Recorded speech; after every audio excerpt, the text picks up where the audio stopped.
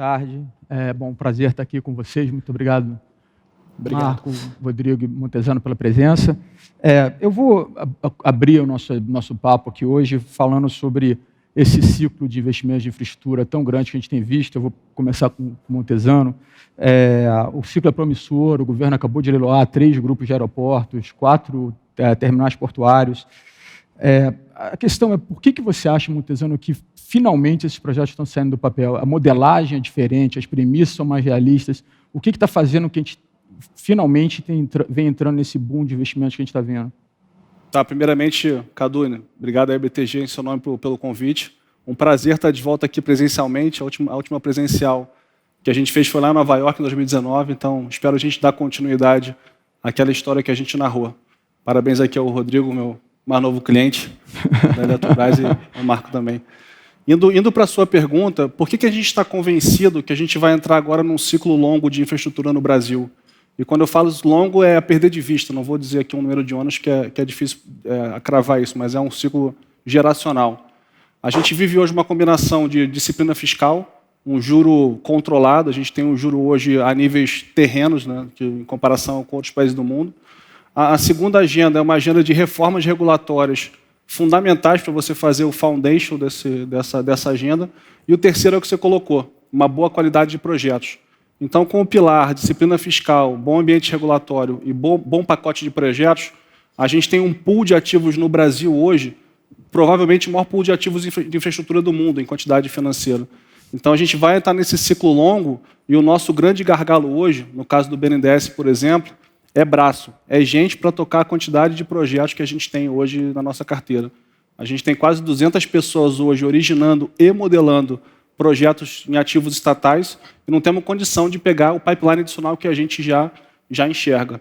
Então, dado que a gente hoje tem uma consciência de ancoragem fiscal no poder público, esse bom ambiente regulatório e esse pipeline, que é um investimento de longo prazo, a gente está convencido que vai ser um ciclo bem longo de infra no Brasil. Legal, obrigado, Montezano.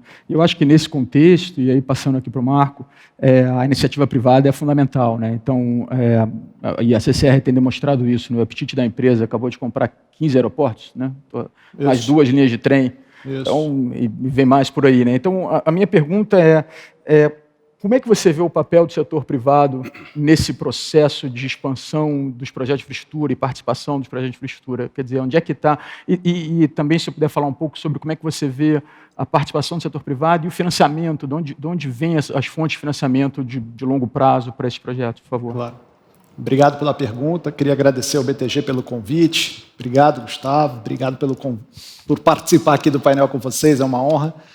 Acho que o setor privado tem um papel fundamental, né? Seja no cenário de ancoragem fiscal e todas as restrições dadas, né, do setor público tem um papel relevante nessa agenda. Então, o setor privado ele se coloca, né, como grande desenvolvedor e dos principais projetos, mas principalmente disposto a correr o risco de caminho, o risco de longo prazo. E, sobretudo, acho que o setor privado também tem a responsabilidade, né, de ser o indutor de retomada. A gente sabe que a infraestrutura tem um papel fundamental nesse processo, em função de todos os encadeamentos produtivos, né, e os benefícios diretos e indiretos que a infraestrutura gera no produto e, consequentemente, na renda. E construindo um pouco em cima do ponto do Montezano, né, eu entendo que as condições dadas hoje elas são muito melhores, né, do que há 10, 15 anos atrás. Você tem, não só do ponto de vista de financiamento de longo prazo, taxa de juro real, você tem uma equipe técnica dentro dos ministérios, dentro das agências reguladoras, você tem um diálogo do público com o privado para que o projeto venha da melhor maneira possível, com a matriz de risco adequada e com toda a parceria técnica que existe entre o BNDES e o Ministério da Infraestrutura para o desenvolvimento desse pipeline de projetos. A gente está muito confiante que os projetos virão com qualidade e a gente está super preparado para, né, cumprir um papel com protagonismo dentro dos modais onde a gente atua. Obrigado, Marco. Faz sentido. E eu vou passar a bola para o Rodrigo agora e falar um pouco sobre privatização. Acho que todo mundo quer ouvir um pouco a sua visão sobre como o processo de privatização, da possível privatização da Eletrobras está evoluindo no Congresso. Qual a sua expectativa? Como é que você acha que a gente... Para quando é? O pessoal quer saber quando que vai sair. Não, obrigado, Carlos. Primeiramente, queria agradecer pelo convite BTG, o André pelo convite, é uma satisfação estar aqui hoje. É o primeiro evento externo em que eu participo desde que assumi a presidência da Eletrobras no início do mês.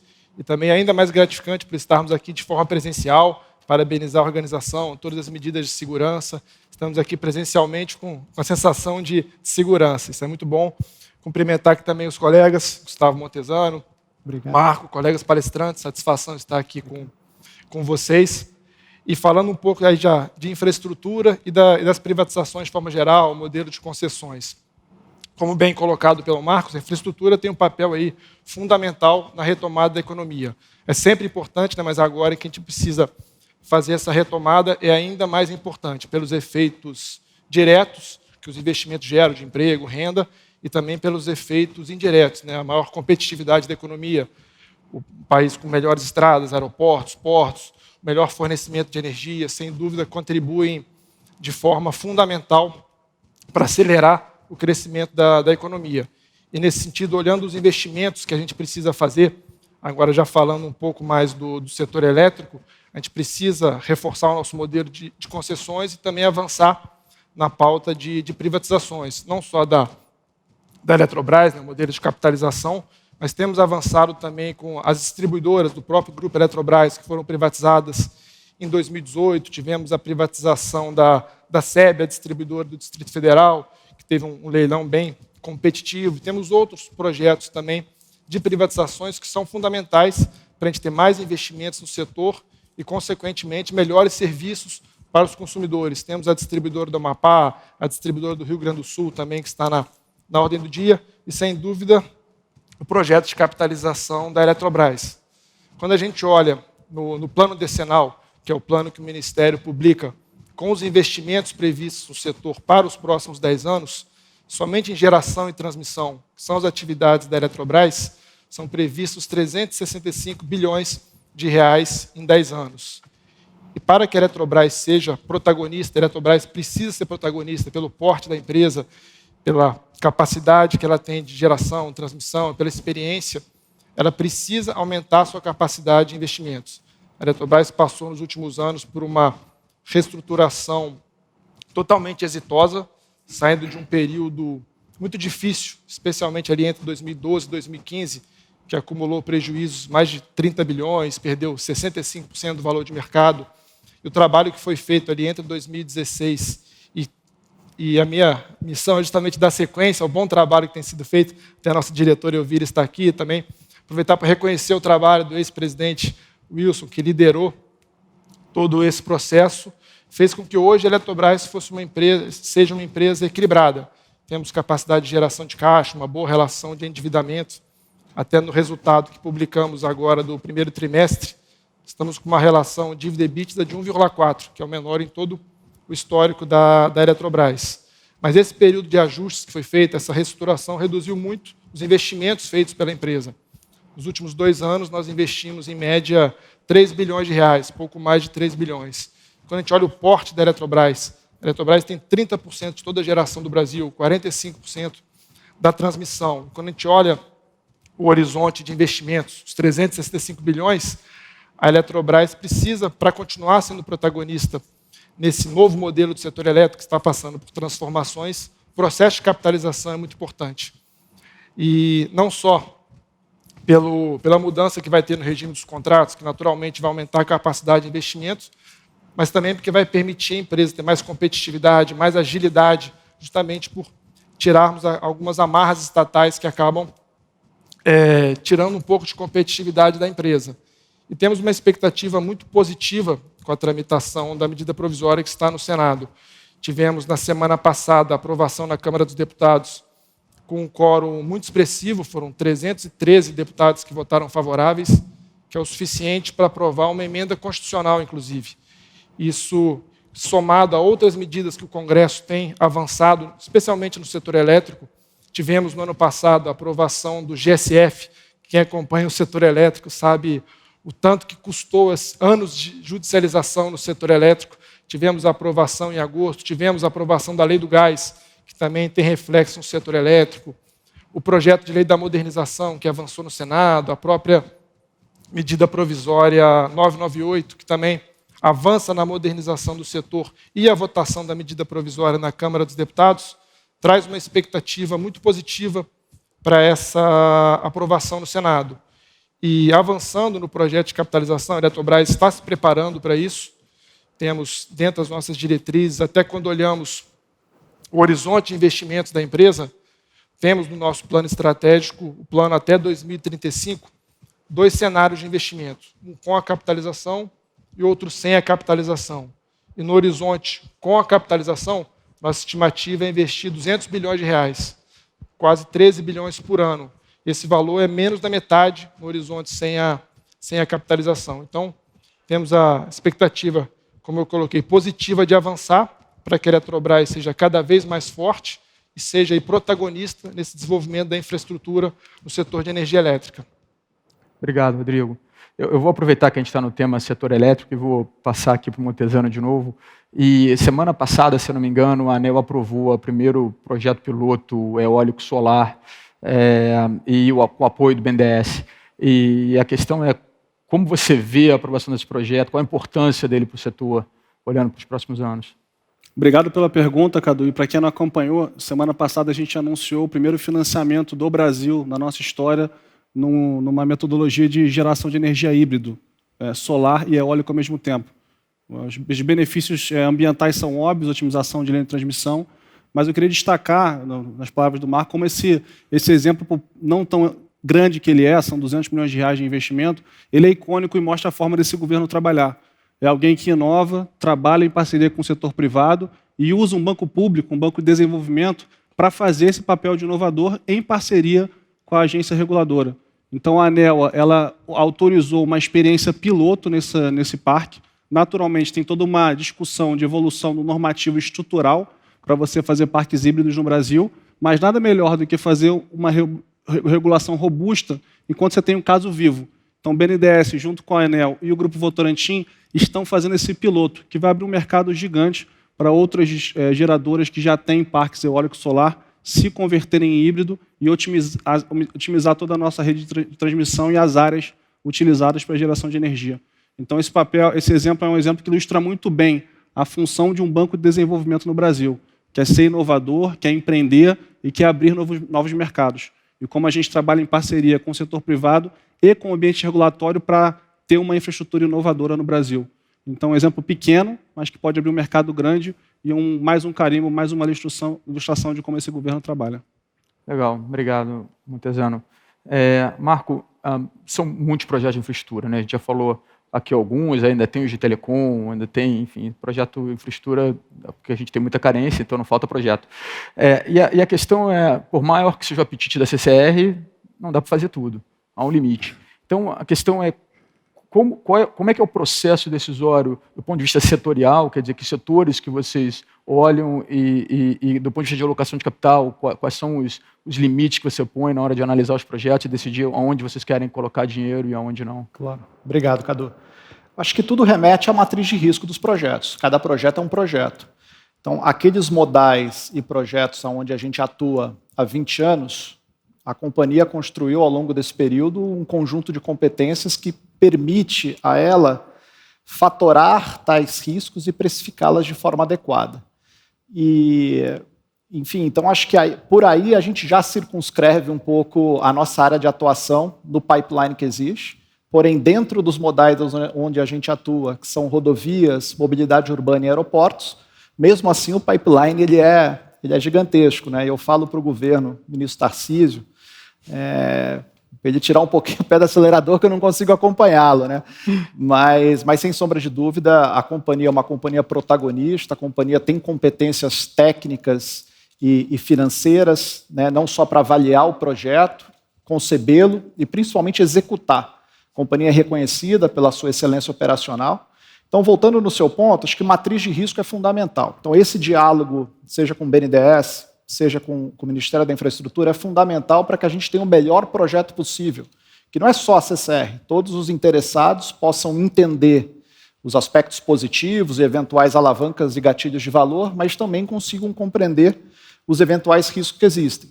Um contrato, você toma uma decisão de investimento para 30 anos, por mais que você tenha hoje um marco regulatório já com alguma maturidade, as agências reguladoras tecnicamente muito capazes, BNDES, Ministério da Infraestrutura com pessoas muito sofisticadas, mas é um contrato vivo, né? Você muitas vezes é refém dos ciclos políticos ao longo de 30 anos, experiências recentes estaduais e municipais não muito felizes, porque é muito tentador, né, muitas vezes para o político, depois que a infraestrutura está lá, mobilizada, muitas vezes você, político, em função de uma agenda particular, tenta repactuar termos e condições daquilo que foi contratado lá atrás, né? E como todo projeto de infraestrutura, você mobiliza muito capital nos anos iniciais para coletar fluxo de caixa um pouco mais adiante.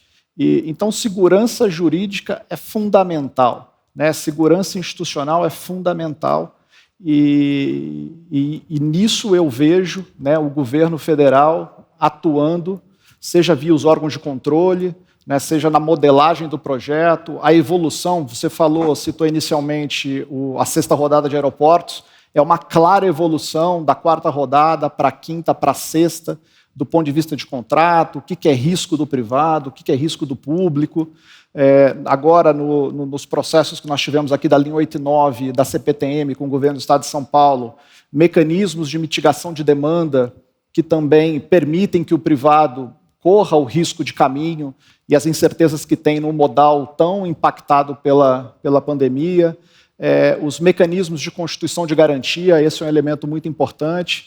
E a gente falava antes que tem uma agenda muito grande para ser desenvolvida das possibilidades de investimento e funding dos projetos. Então, o mercado de Project Finance é um mercado que precisa se estabelecer, precisa se desenvolver. A gente está agora, nesse momento, em função dos leilões que a gente ganhou, né, acessando o mercado para acessar empréstimos ponte, para depois fazer a colocação do financiamento de longo prazo. E você vê que ainda é um mercado de crédito muito dependente do risco, do aval do controlador, então uma baixa predisposição a tomar o risco específico do projeto, né, non-recourse. Então, acho que essa é uma agenda muito grande, o BNDES tem um papel fundamental nesse processo todo, e os bancos, claro. Acho que eu vou aproveitar e passar a palavra para falar um pouco mais sobre isso. Esse gancho do Marco é bem interessante, e fazendo aqui uma síntese da nossa visão para o setor de rodovia, curto prazo, 2, 3 anos. E aí você me corrige se eu falar algum número errado, que você sabe muito melhor do que eu. A gente hoje tem no Brasil cerca de 20 mil quilômetros concessionados em rodovias federais e estaduais. Só no pipeline do BNDES, só no BNDES, sem contar a empresa de auditoria, a EPL, só aqui com a gente são 16 mil quilômetros. Então, a gente aqui sozinho no BNDES vai quase dobrar a quilometragem concessionada no Brasil nos próximos 4 anos para via mercado. E quando você olha os grandes gargalos para essa safra que a gente está por vir, a análise é muito interessante, porque quando você vê a demanda de equity value para os projetos, não parece ser um grande bottleneck. As empresas são maduras que atuam no setor hoje, são robustas, têm acionistas robustos, sejam eles estratégicos ou financeiros. Então, o gargalo de equity pocket não é preocupante para a gente. Quais são os 2 principais gargalos que a gente vê, e aí acho que é uma oportunidade para o setor financeiro? O primeiro é a quantidade de projetos. Então, a capacidade das empresas e dos players bidarem os projetos nesse curto espaço de tempo vai gerar uma alocação de mão de obra, de auditor, de analista, de ambiental para cada operação dela num ritmo que a gente nunca viu antes no Brasil para o setor de rodovia. Então, é ter força de trabalho, ter equipes que consigam processar essa agenda. E o segundo grande gargalo é no financiamento. E o financiamento de construção, o financiamento de performance. Uma vez que os projetos estivessem prontos, a gente não enxerga o volume de financiamento de projeto maduro, com emissão de debênture, duplo A, como um grande gargalo ao mercado.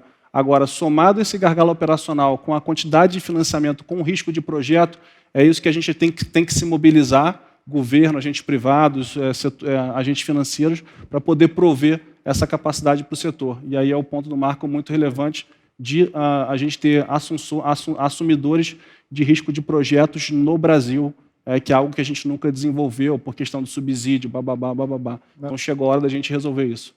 Aproveitando o que você falou sobre a quantidade de projetos de rodovia que tem pela frente, você consegue dar para a gente um panorama do que mais tem no pipeline aí do BNDES de curto prazo de projetos? Vou ter que pegar minha cola aqui, que eu trouxe ela para isso. É tanto projeto.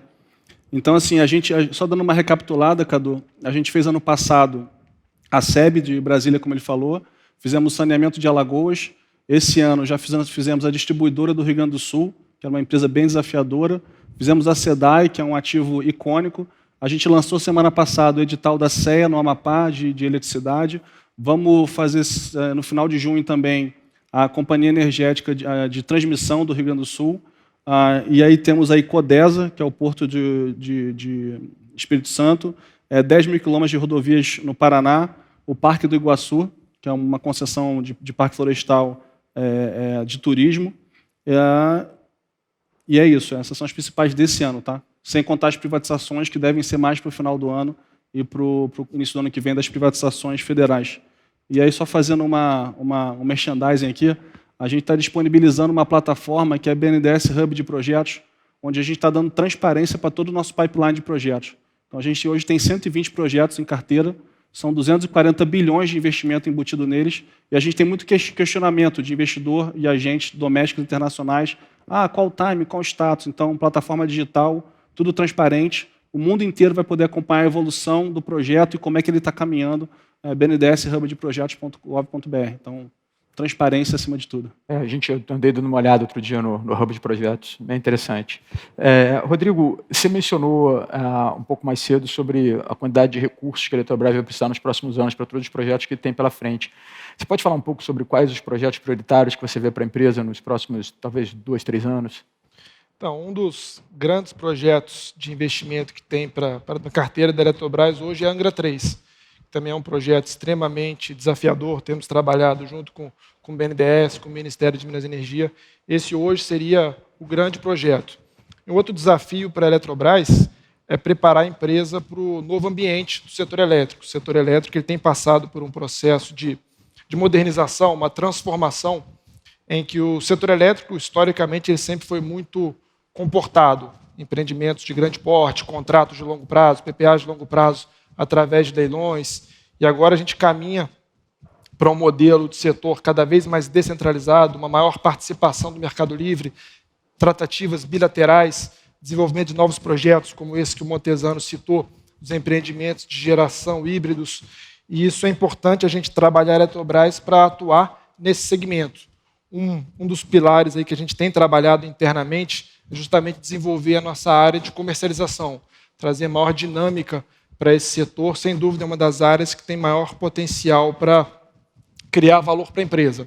E sobre novos investimentos também, nós avaliamos investimentos no Mercado Livre, participação em leilões, sempre mantendo muito forte as premissas de disciplina financeira, que são as premissas que pautaram a atuação da Eletrobras desde o início da reestruturação que eu coloquei em 2016. Isso, naturalmente, acaba por gerar uma redução dos investimentos que a gente faz, mas entendemos que é prioritário a gente manter a disciplina financeira na gestão da Eletrobras, fazer análise criteriosa de rentabilidade dos projetos e tentar buscar oportunidades que sejam atrativas, tanto de empreendimentos em operação e também de novos empreendimentos, seja no mercado regulado ou no mercado livre. Não, legal, obrigado, Rodrigo.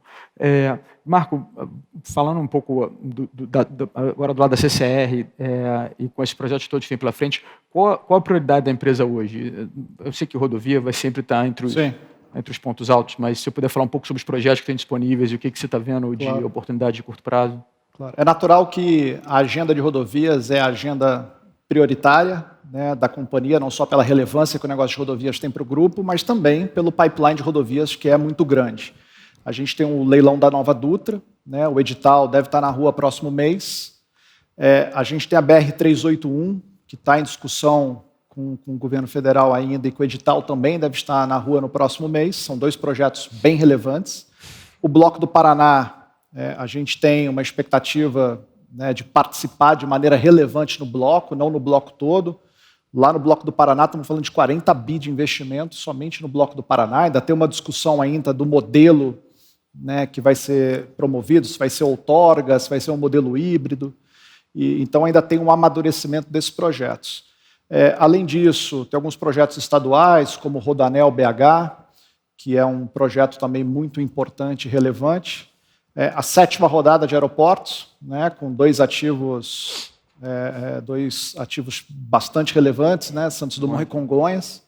E agora que a gente tem uma plataforma, né, com 15 aeroportos, 16 aeroportos no Brasil, 15 que a gente recém adquiriu na 6ª rodada, mais 3 que a gente opera fora do Brasil, Quito, Costa Rica e Curaçao.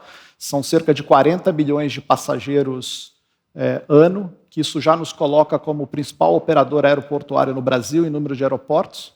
E então, naturalmente, nesse nosso anseio de ter uma posição dominante nessa geografia que nos permita ter coordenação de oferta, otimização de malha, capturar valor ao longo da cadeia, ter uma presença, né, na Terminal São Paulo, seja consolidando o ativo de Viracopos, e isso vai sim nos permitir uma agenda de criação de valor bastante relevante. Em mobilidade, o grande evento foi esse, Lean 89, a gente via talvez como a última entrada para um grande novo entrante aqui na região metropolitana de São Paulo. Então hoje a nossa operação de mobilidade ela tem cerca de 3 milhões de passageiros dia, então é uma operação complexa, muito relevante para o Estado e já é relevante para o grupo. E, enfim, então a gente vai atuar nos modais onde a gente atua e do ponto de vista de emprego de capital, prioritariamente o pipeline de rodovias vai dominar a nossa agenda. Legal, obrigado, Rodrigo. Ô, Marco. Mudando de assunto, voltando, Montezano, você mencionou a SEDAI mais cedo, né? E os cariocas que somos, acho que a gente nunca achou que fosse ver um dia a privatização da SEDAI acontecer, né, pela complexidade toda, e de fato aconteceu. Então a questão é, como é que foi possível, né, o que foi feito para de fato tirar esse projeto do papel, e acho que talvez isso seja uma sinalização importante para outros governos que podem achar que as suas operações são complexas, e tem o exemplo da SEDAI que acabou de sair. Então, acho que a pergunta é, como é que foi possível, né? Como você conseguiu fazer, o que tem de outras operações de saneamento que você acha que podem vir também a serem privatizadas no futuro? Primeiro eu vou corrigir minha última resposta, que eu esqueci de falar do pipeline de saneamento. Conferi aqui as anotações. Então, no curto prazo, a gente vai ter o saneamento do Amapá, que a gente deve lançar nas próximas semanas, o edital da concessão integral. A gente quer fazer ainda esse ano o bloco 3 da SEDAI, que não foi leiloado. Estamos tentando fazer os blocos 2 e 3 de Alagoas, que também ficaram pendentes da outra fase da operação, e a gente acha que dá para fazer o Acre e Porto Alegre ainda esse ano. E a gente divide o setor de saneamento no Brasil entre pré e pós-SEDAI. Então, a gente está falando ali de 50 bilhões de reais entre outorga e investimento embutido. Acho que desde a Telebrás a gente não tem algo desse porte no Brasil.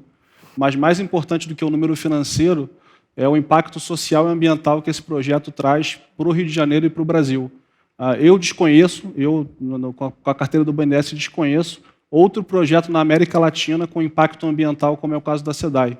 Despoluição do Guandu, Baía de Guanabara, enfim, a despoluição das favelas do Rio de Janeiro, de áreas de baixo poder aquisitivo. E por que isso foi possível, Cadu? Como é que a gente conseguiu chegar lá? Primeiro, destacar que o banco trabalha nessa operação desde 2016, 2017. Então, foram literalmente 4 anos de trabalho do BNDES, com afinco, com qualidade de projeto e com dedicação para a gente poder vencer todas as barreiras, e posso dizer que foram muitas para a gente chegar lá. O segundo foi ter contado com o marco regulatório no meio do ano passado. Apesar do projeto da SEDAI em si, ele não depender daquele marco regulatório, o investidor ele olha o longo prazo, ele olha o pipeline futuro. E aquele marco ele abriu uma porteira, ele abriu uma agenda de 10, 15 anos de novas operações de saneamento aqui no Brasil. E o terceiro, o mais importante, é a conscientização da sociedade. É a pressão social, a pressão civil, para que o poder público se mexa e entenda a importância daquela agenda. E isso fez com que o Estado do Rio de Janeiro, o governador Cláudio Castro, seus secretários, fizessem um trabalho esplêndido de poder vencer todas as barreiras políticas e jurídicas em torno daquele ativo e conseguir colocar à disposição do mercado. Então, a grande mensagem aqui para todos nós é que a sociedade tem que pedir, a sociedade tem que clamar. É um absurdo, e a gente tem que estar todo mundo aqui envergonhado por sermos a elite do país, de ter 100 milhões de pessoas sem saneamento básico em casa. Nós 4 aqui envergonhados, todos nós envergonhados. E é importante que a gente faça essa pressão, porque o político ele quer fazer, ele quer andar, mas as barreiras são desafiadoras. Então, você junta ali um bom ambiente regulatório, ter um banco como o BNDES, que vem com um pacote completo de serviços, assessoria, bom projeto e financiamento, isso é fundamental para a operação sair. Um bom ambiente regulatório e o poder público com vontade, atendendo o apelo da população para fazer isso. Então, é basicamente um alinhamento de constelações para a gente conseguir ter feito isso no ano passado e vai abrir uma porteira de uma agenda muito grande para o setor. Então, cabe a nós aqui continuar pleiteando e falando e agindo, cada um no seu estado, cada um na sua região, da importância de você desestatizar ativos, não pelo ganho financeiro fiscal, mas pelo impacto socioambiental deles. Tá? Sem dúvida. Obrigado, Montezano. Eu vou mudar um pouco de assunto, falar um pouco sobre governança, até falar um pouco sobre ambiente regulatório, que eu acho que é importante nesses projetos de longo prazo. Rodrigo, acho que não há dúvida que nos últimos anos a Eletrobras passou por um processo muito importante de melhora de governança de uma maneira geral. Então, talvez se você pudesse falar um pouco para a gente sobre o que foi feito, né, o que esse processo levou e o que pode ser feito ainda para tornar a Eletrobras, para melhorar ainda mais a governança da Eletrobras. Perfeito. Pô, excelente tema para a gente abordar aqui, falando em gestão de empresa, ainda mais eu que estou chegando agora na Eletrobras e vendo aí tudo que foi feito, ainda sem dúvida há espaço para aprimorarmos. Quando a gente fala de gestão, hoje o tema ESG é o tema mais falado e muitas vezes se fala muito do social e da parte ambiental, às vezes não se trata tanto da questão de governança. Aí falando um pouco da área de estatais, é um desafio maior a questão de governança estatais, queria destacar um marco aí importantíssimo, que foi a Lei das Estatais, lá em 2016, que de fato definiu ali premissas e pilares que transformaram a gestão das estatais. Impôs também um desafio positivo, né, para as empresas se adequarem à Lei das Estatais. A Eletrobras fez isso de forma muito eficiente. Hoje eu diria que a gente atende, acredito que todos os itens da Lei das Estatais, e além disso a gente é ainda mais exigente em alguns pontos. Por exemplo, em termos de conselho de administração das nossas empresas, nós temos hoje conselheiros independentes em todas as empresas. Temos tentado aumentar a diversidade em nossos conselhos. Temos hoje participação de mulheres em todas as nossas empresas, em todos os conselhos das nossas empresas. Mas precisamos avançar mais nessa pauta. Esse é um ponto que acho que precisamos avançar ainda mais. A questão de seleção de diretores, não só da holding, mas também de todas as subsidiárias e também das SPS. Hoje nós temos participação em 83 sociedades de propósitos específicos, temos reduzido, nós já chegamos a quase 200. O objetivo dentro da nossa reestruturação é chegar ao final do ano com 49, tudo dentro da pauta de reestruturação e racionalização dessa participação, mas todo o processo de seleção de diretores, ele passa por um comitê de elegibilidade que temos, que analisa os requisitos da legislação para ver as pessoas que estão aptas a ocuparem esses cargos. Isso vale também para os conselheiros, e ainda colocamos requisitos adicionais. Temos um banco de conselheiros interno dentro da empresa, em que buscamos capacitar os nossos empregados que tenham interesse em participar de conselho de administração, seja, aí nesse caso, principalmente nas nossas sociedades de propósitos específicos. Uma outra pauta que a Eletrobras tem muita força na governança, nosso comitê de auditoria, que presta apoio ao nosso conselho de administração, que quem acompanha a Eletrobras, muitos aqui que nos assistem acompanham, é um conselho extremamente ativo e faz um trabalho ali excepcional de apoio ao conselho de administração da empresa. Eu diria que hoje a Eletrobras, como você colocou, ela aprimorou muito a sua governança. Certamente, que a governança é um item que sempre pode ser melhorado, né? É constante, igual transparência, sempre tem que ser cada vez melhor.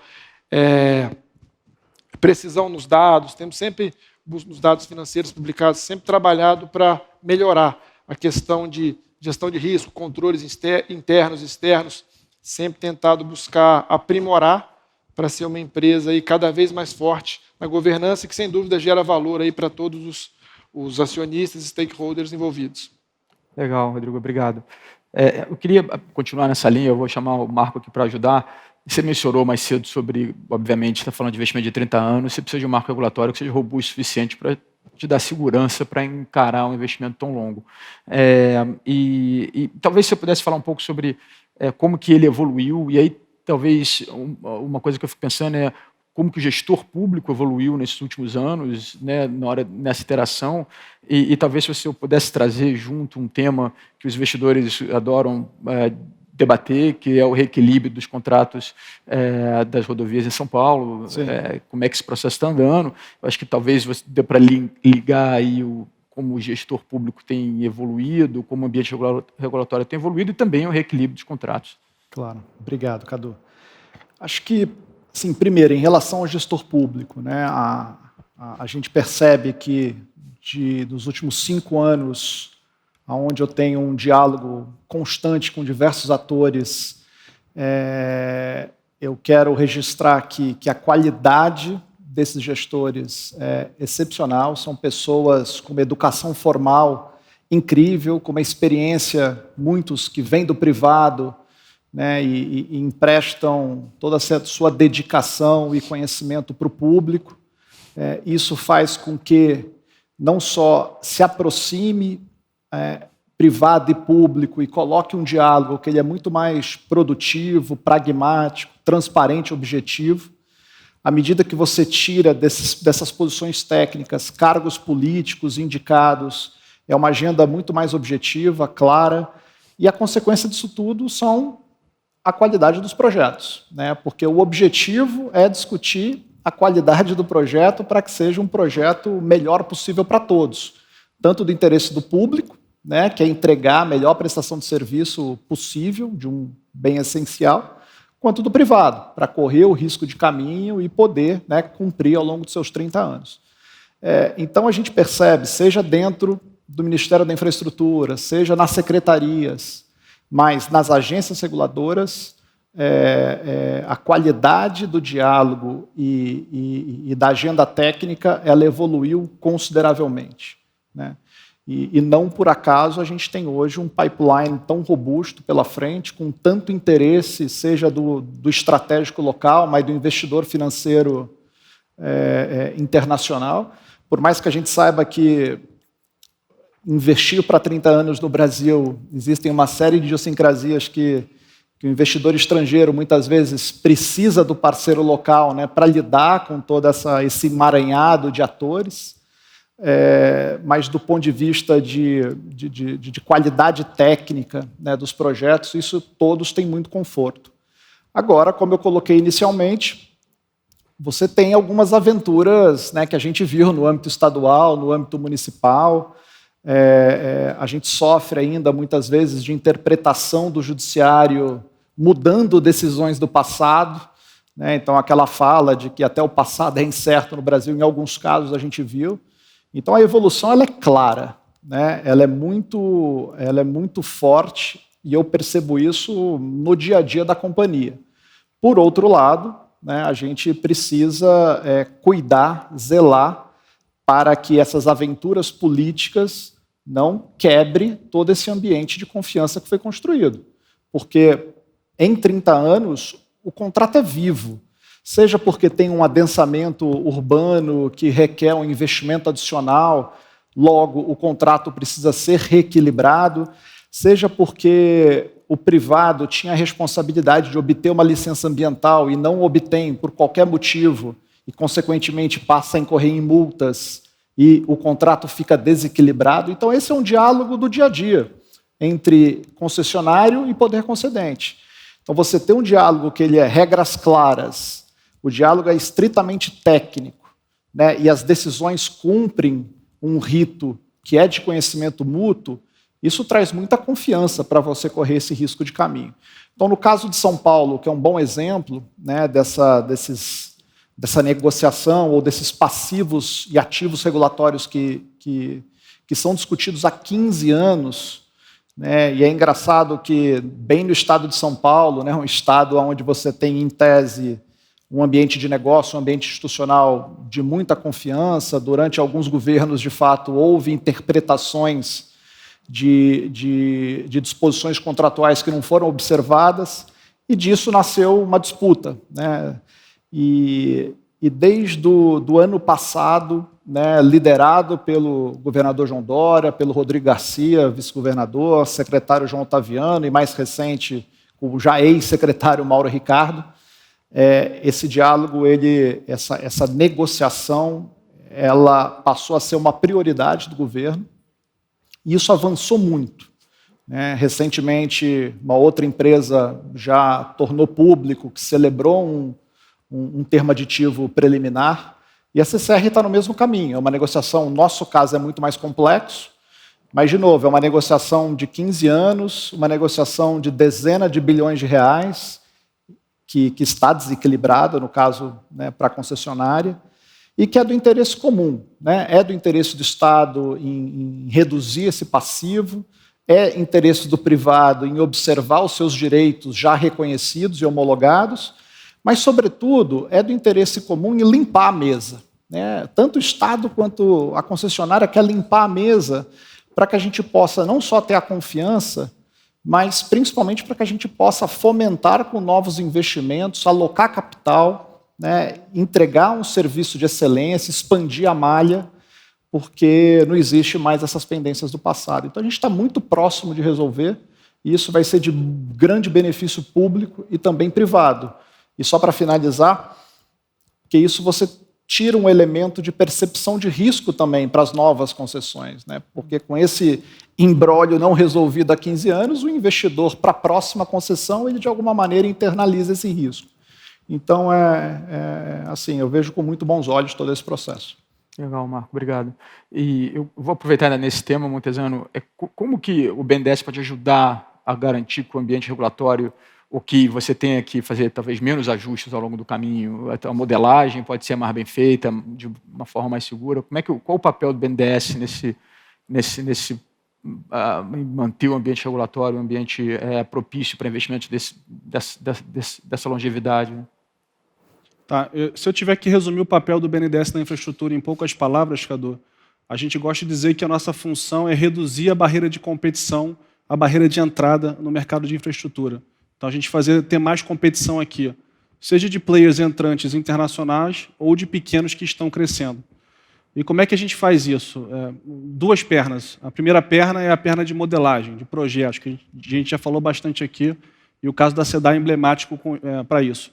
À medida que a gente coloca mais informação de qualidade, mais confiança nos números, melhores contratos de concessão ou de privatização, quem está menos familiar com o setor reduz o risco e consegue chegar mais próximo daqueles que são os incumbentes. E essa primeira perna, falamos bastante já sobre ela.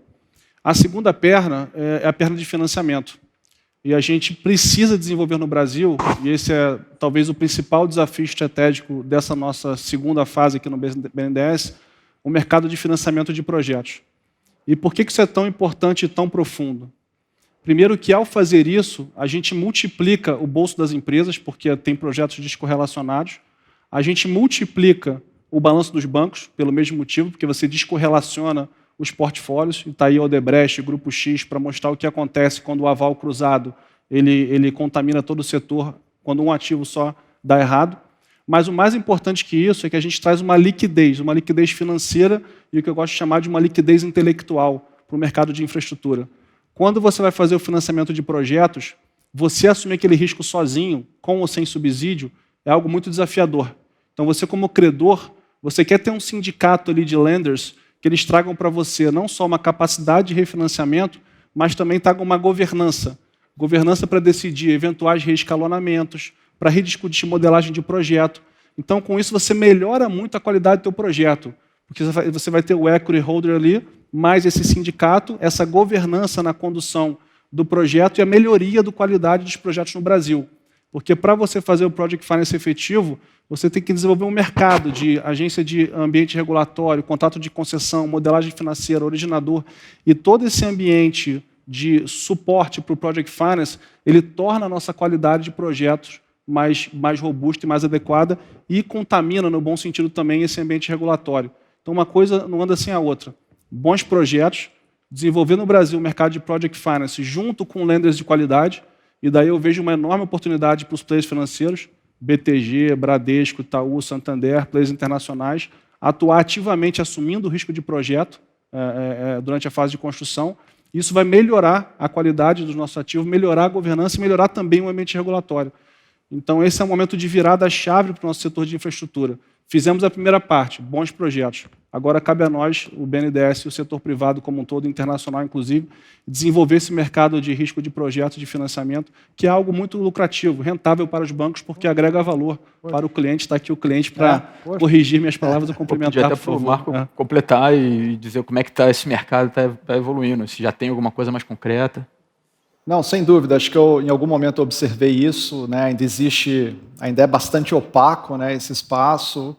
Os bancos dispostos a financiar projetos dessa ordem muitas vezes preferem aval do controlador, aval da holding, uma disposição muito menor em correr o risco específico do projeto e de uma maneira até diferente, né, do que a lógica construída pelo Montesano aqui, eles evitam uma diversificação, né, porque poderiam diversificar financiando projetos específicos e acabam concentrando, né, o risco num emissor só, né, que, na verdade, pode ser contaminado por um projeto específico. Então, na verdade, você está correndo o risco de diversos. Então, tem bastante, acho que tem bastante oportunidade aqui para a gente justamente poder acessar um capital de longo prazo que reflita o risco específico dos projetos, né, e tire uma restrição que muitas vezes no nível da holding, né, no nível do acionista, você tem e que você tem mais rigidez para destravar, né, essa restrição no nível da holding, porque você tem ou fazer um aumento de capital ou fazer uma operação de mercado de capitais, enquanto você poderia já na partida, né, precificar o custo daquele financiamento com o risco específico do projeto. Então, acho que essa é a grande mensagem, né, não só aqui para o BTG, mas para os bancos em geral, que tem um mercado gigantesco para ser desenvolvido, inclusive para suportar esse pipeline aí de 250 bi, só o BNDES tem de projeto. 250 bi. E, Cadu, assim, olhando para trás, assim, o que a gente precisa? Precisa romper a inércia. Porque foi como o Marco falou, para o banco ter um portfólio pulverizado é melhor, descorrelacionado. Só que por razões históricas, primordialmente por causa dessa política econômica desastrosa que a gente fez de subsídio, a gente não desenvolveu no Brasil essa maturidade de projetos. E não estamos falando aqui de inventar a roda. O Chile faz isso, Colômbia faz isso, o Peru faz isso, o México faz isso, países vizinhos aqui. Então, na hora que a gente romper a inércia e tiver esse mercado de sindicalização, esse mercado autônomo de preparação de qualidade de projeto, o negócio vai. E todo cara de risco de banco vai querer fazer isso. Agora, esse primeiro empurrão é muito desafiador e por isso que o BNDES tem que dar esse passo e estamos trabalhando para isso. Legal, Rodrigo, quer adicionar alguma coisa nessa discussão de financiamento de longo prazo? Não, além de financiamento de longo prazo, falar sobre a questão do ambiente regulatório. Né? Sou até suspeito de falar, porque eu vim da agência reguladora, né? Trabalhei na ANEEL por 2 vezes, e isso o ambiente regulatório favorável, ele é totalmente indispensável para setores de infraestrutura que são investimentos de longo prazo. Eu diria que o setor elétrico ele vem, ao longo dos anos, avançando e atingiu uma maturidade muito boa. Rodrigo, deixa eu interromper. Dá o exemplo da conta Covid, que eu acho que é um baita exemplo. Exatamente, isso que eu ia, que mesmo durante a pandemia, em que o setor, principalmente no início, teve uma inadimplência alta, uma redução de consumo, em que seria uma preocupação muito grande com a sustentabilidade do banco, foi estruturada a operação financeira, que foi até um pool de bancos liderado pelo BNDES, que foi a conta Covid, uma operação de 15 bilhões de reais, que foi, na minha visão, um tremendo sucesso ali, garantindo a sustentabilidade do setor e o cumprimento dos contratos. Né? Existia, na época, ali, eu até estava no Ministério de Minas e Energia, uma discussão grande, não, precisamos repassar a inadimplência para o restante da cadeia. Ali o que poderia parecer uma solução boa no curto prazo, mas geraria um impacto muito grande em termos de segurança para investidor. Porque se um momento você flexibiliza, entre aspas, contratos, você pode, mesmo às vezes parecendo ser uma boa solução no curto prazo, mas isso gera um custo elevado no longo prazo, porque o investidor vai precificar isso. E eu diria que o setor passou muito bem durante a pandemia. O setor elétrico tem dado demonstrações. A gente olha os leilões, por exemplo, de transmissão. A gente tem players, os tradicionais do setor, também novos players pequenos, até que o Montesano citou a participação de pequenos empreendedores. A gente observa muito isso nos leilões de transmissão. Empresas cada vez maior o número de agentes confiando na estabilidade no setor, no ambiente, para investimentos, isso é muito bom. A gente tem empresas do porte, como a Eletrobras, que é a maior empresa da América Latina de energia elétrica, de energia renovável, mas também termos empresas de menor porte, aumentando a competitividade, sem dúvida, terá mais eficiência e, consequentemente, benefícios para os consumidores. Mas princípios de regulação sempre podem ser aprimorados, né? Os princípios de respeito aos contratos, sempre tem que ser muita atenção com esse ponto. Eu até citei a lei das estatais para a questão da evolução da governança nas estatais. Também tem uma lei das agências reguladoras, que também trouxe pilares importantes ali para a atuação das agências, tanto em questão de requisitos para os novos diretores, novos dirigentes, mas também procedimentos, questão de análise de impacto regulatório antes de fazer normas. Isso é algo que não tinha. São princípios aí da OCDE, que a ANEEL foi até uma agência pioneira. Hoje outras agências fazem, como a NTT, a Anvisa, mas a ANEEL foi pioneira e hoje, com base na lei das agências, isso é uma obrigação, sem dúvida, foi mais um passo aí para termos um ambiente regulatório que propicie investimentos cada vez a menores custos. Não, legal, obrigado, Rodrigo. Queria trazer mais um tema, esse tema é bem BNDES. Assim. A gente falou sobre privatização, concessão, mas tem um outro processo muito grande que aconteceu nesses últimos anos, que foi a redução da carteira de investimento do BNDES Par. E às vezes a gente olha assim, desinvestiu uma empresa, desinvestiu. Quando a gente soma tudo, a gente está falando de desinvestimentos que, na minha conta, a última vez que eu fiz era alguma coisa entre 70 e 80 bilhões de reais. Então, a questão é, imagino que esse processo seja um processo em andamento ainda, e esses recursos, como é que o banco trabalha esses recursos que estão sendo vendidos, para onde ele vai, para onde é canalizada essa quantidade enorme de recursos que está sendo desinvestido? Sim, o número correto é 65 bi. 65. A gente desinvestiu até hoje 65 bi na carteira proprietária do BNDES, mais 12 bi do governo. Primordialmente o IRB e a debênture participativa da Vale, que estava no Tesouro. Então, somando esse pote todo, são 77 bi, a grosso modo. E quando você olha, Cadu, assim, a gente vê um banco público, um banco de desenvolvimento, que carrega 65 bi, naquele momento 120 bi, de posição especulativa para especular financeiramente em bolsa de valores, é um completo desperdício de recurso público. E sem entrar no mérito se deu lucro ou prejuízo à carteira. Porque para você carregar 130 bi de ação, você tem um insumo para aquela posição que é risco, é capital. E você pegar capital público, capital da sociedade brasileira, que é uma sociedade endividada, relativamente pobre, e botar em atividades que não desenvolvem o Brasil, não desenvolve economicamente, não desenvolve socialmente, não desenvolve ambientalmente. É jogar recurso público no lixo. Então, a gente está fazendo esse desinvestimento com parcimônia, com cautela, sem afetar o mercado, para justamente pegar esse recurso capital, risco, não necessariamente recurso liquidez, e realocar em atividades que gerem risco, que tomem risco, mas que gerem desenvolvimento. O exemplo que a gente falou bastante aqui, o tema de risco de projeto. Então, o banco hoje tem uma situação de capital confortável, Basileia confortável. Agora, precisamos pegar isso aqui e aplicar para o pequeno e médio empresário, aplicar para o risco de projeto, aplicar em ativos ambientais que eventualmente têm algum nível de risco maior. Então, é sair do risco especulativo que não desenvolve o Brasil e entrar em um nível de risco especulativo que traz desenvolvimento econômico, social e ambiental. É completamente fora do propósito do banco ter esse tipo de atividade. Não, obrigado, Montezano. Faz todo sentido. A gente está chegando no fim. Eu vou aproveitar que a gente tem aqui no palco 3 investidores de longuíssimo prazo no Brasil e perguntar qual a visão de vocês para o país pelos próximos 10 anos. Por que vocês estão tão confiantes em investir tanto, por tanto tempo no país? Eu vou começar com o Marco, o Rodrigo e o Gustavo, por favor. Obrigado, Cadu. Eu gosto de dizer que é um privilégio enorme, né, liderar uma organização como a CCR, que é um protagonista, né, um grande investidor estratégico nessa agenda de transformação na infraestrutura do Brasil, e privilégio liderar essa organização nesse país que tem tudo a ser feito do ponto de vista de infraestrutura, seja porque tem um gap, né, que o Brasil não investe para manter a base de ativos já instalada, mas necessariamente para expandir, né, a sua base de ativo de infraestrutura e o efeito que isso tem na demanda agregada, renda e, consequentemente, nos ganhos de produtividade que são tão necessários para destravar esse PIB potencial. Então, o privilégio é muito grande, liderar essa organização nesse país, nesse momento. E o nesse momento é muito em função do ambiente de negócio, do ambiente institucional, com juro, financiamento, marco regulatório, time técnico, Pela primeira vez em muitos anos, a gente tem um programa de desenvolvimento da infraestrutura de longo prazo, tem um portfólio de projetos. Então, por mais que você tenha incerteza de 2, 3 anos em função de demanda por conta de pandemia, a gente sabe que a necessidade de crescimento de ativo, de estoque de ativo fixo numa economia como a brasileira é uma certeza, né? Então, é um movimento geracional, né? Acho que secular, como o Montesano falou.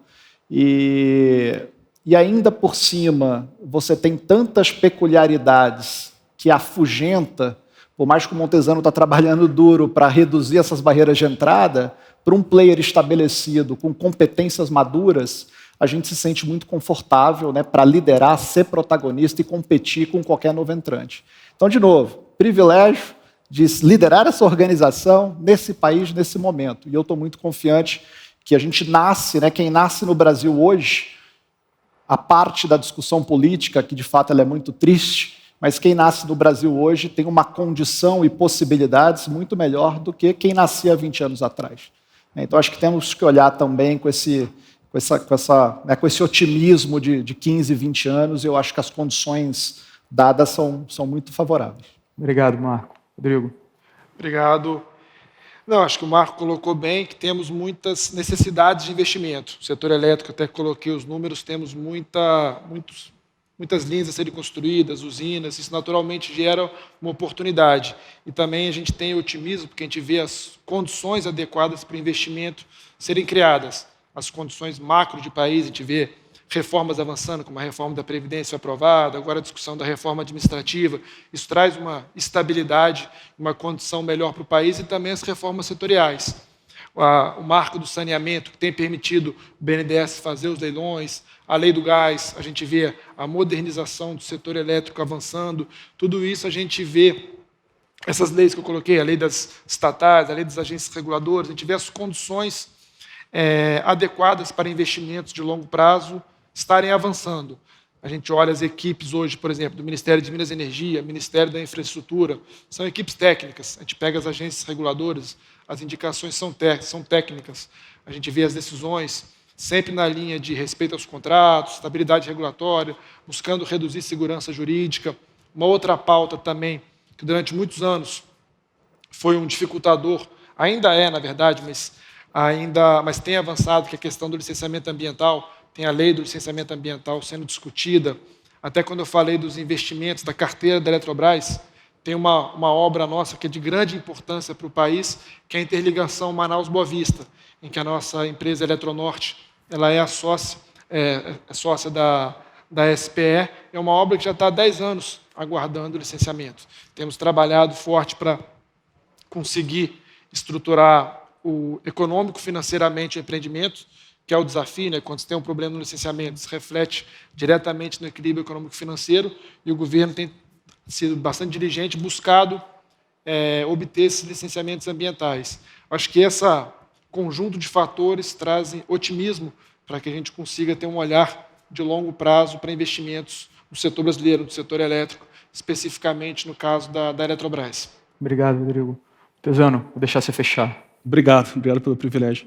Eu estava pensando aqui, Cadu, quando você perguntou, e acho que a melhor resposta para isso é quando eu decidi sair do mercado privado e vim para o governo há 2 anos e meio atrás, eu tinha uma série de premissas que eu visualizei e hoje eu estou convicto que elas estão mais fortes do que nunca. E para tentar resumir isso, imagina o Brasil como uma empresa muito mal gerida. Então, o Brasil foi uma empresa muito mal gerida eticamente, para usar uma palavra educada aqui, e tecnicamente mal gerida. Então, o país quebrou, literalmente, e acho que situações de governança que a gente via no Brasil eram lamentáveis para nós brasileiros. E quando eu vi um novo vento político chegando, um governo sem corrupção. Estamos aqui há 2 anos e meio sem um escândalo de corrupção no governo federal. Um governo técnico, né, que é um exemplo, mas isso é disparado para todo o resto do governo federal e nos governos estaduais também. Então, o vento da política mudou. Então, quando você pega um país mal gerido por tanto tempo e bota a ausência de corrupção, uma gestão técnica e o potencial que o Brasil tem, seja em ativos ambientais e uma comunidade consumidora doméstica, democrática desse porte, isso é um ciclo de longo prazo. A gente superou, e continua superando, a questão econômica da Covid do ano passado, como poucos países no mundo fizeram. nosso PIB caiu 4%, nós geramos emprego formal durante a pandemia, fomos exemplo mundial de resposta de crédito na crise. Tudo isso por quê? Porque não tem corrupção e porque é um time técnico que pensa no longo prazo do Brasil. Então, quando você espalha isso para diversas cadeias e níveis do setor público, o poder dessa transformação ele é muito profundo e muito longo. E eu pensei isso há 2 anos e meio atrás, antes de vir para o governo, e hoje, olhando para o que a gente está fazendo, estou mais convencido ainda de que esse é o momento, esse é o caminho. Em paralelo a isso, você tem um ambiente geracional, onde a questão do comprometimento pelo propósito, da necessidade de olhar os negócios como um ambiente tridimensional, de social, ambiental e econômico junto, e todos nós aqui, a gente se sentir responsável pelo Brasil, é verdadeiro. Ele chegou para ficar. E aí tem esse bichinho aqui também, que é tecnologia, sei lá como é que a gente vai chamar isso, que está mudando completamente a forma da máquina pública e do Brasil operar. Então, continuo convicto do que eu pensei há 2 anos e meio atrás, vejo isso no governo, vejo isso acontecendo no Brasil, e cabe a nós aqui, como elite brasileira, abraçar essa causa, abraçar esse propósito do Brasil e levar isso para frente. E esse negócio de ISG é legal, é bacana, porque os nossos acionistas e investidores hoje nos cobram que a gente faça impacto social e ambiental no nosso trabalho. Eles pedem, dão um prêmio para a nossa empresa fazer isso. E, caramba, nós aqui como executivos, nada mais legal do que fazer estrada, construir energia e melhorar a vida das pessoas, desenvolver o país socialmente. Então, quanto mais essa elite brasileira aqui que está nessa conferência se sentir conectado e comprometido com isso, mais o país vai andar. E olhando hoje da cadeira que eu estou, a força transformacional social e ambiental desse auditório aqui é incomensurável. A gente subprecifica isso. Então, minha mensagem de fechamento aqui é todo mundo que está aqui presente ou assistindo, se sintam a gente e com a obrigação e o privilégio de poder transformar o Brasil social e ambientalmente. O governo precisa da ajuda de vocês, os mais necessitados precisam, e isso vai sim mudar o Brasil, porque a geração está aí para isso. Muito obrigado. Bom, obrigado. Obrigado, Cadu. Obrigado, muito obrigado. Obrigado.